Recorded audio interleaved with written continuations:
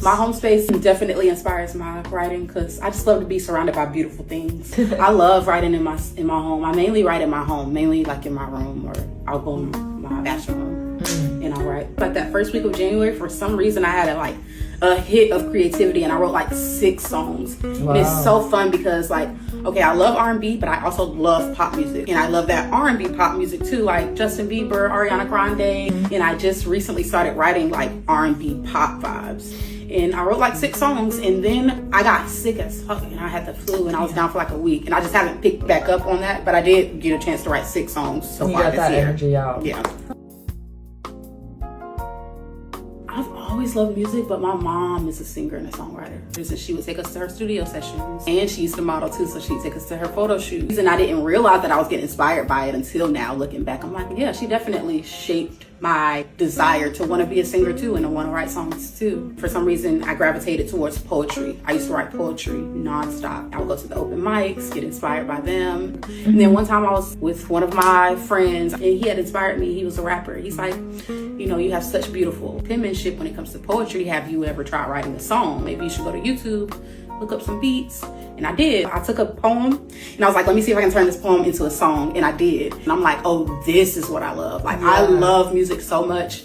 I feel like music can have a ripple effect into the world more than poetry can. I've always loved Destiny's Child. And then when Beyonce split off from Destiny's Child, I always loved her. And it's kind of a cliche answer, but it's so real. Like, I love her. She's like the GOAT. I love Rihanna. Yes. I loved how she was like the fashion guru. Sade, Aaliyah. Just all of the girls that are singing about love and that's so cute with it.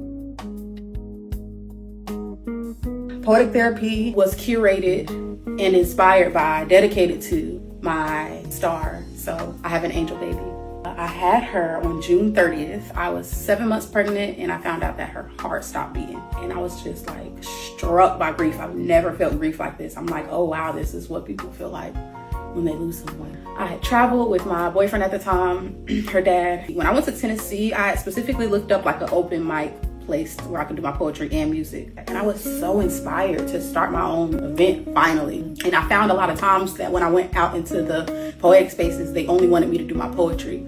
Or if I went out to different spaces, they only wanted me to sing my songs. But I'm like, I'm a poet and I'm a singer. So I curated a space where people can come and express themselves via poetry or R&B music specifically. I want to heal my community because obviously I'm not the only one feeling like this. Fast forward to now, I honestly feel like I have inspired and impacted as many lives as I needed to. Now it's time for me to just like put it down, go to the drawing board and refocus on myself too.